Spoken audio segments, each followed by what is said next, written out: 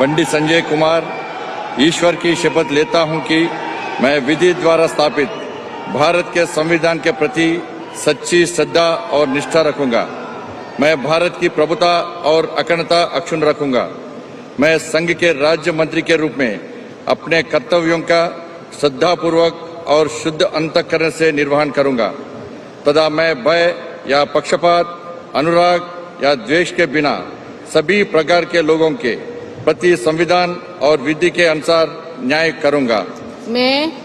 मैं बंडी संजय कुमार ईश्वर की शपथ लेता हूं कि जो विषय संघ के राज्य मंत्री के रूप में मेरे विचार के लिए लाया जाएगा अथवा मुझे ज्ञात होगा, उसे किसी व्यक्ति या व्यक्तियों को तब के सिवाय जबकि ऐसे राज्य मंत्री के रूप में अपने कर्तव्यों के सम्यक निर्वहन के लिए ऐसा करना अपेक्षित हो, मैं प्रत्यक्ष अथवा अप्रत्यक्ष रूप से संशोधित या प्रकट नहीं करूंगा।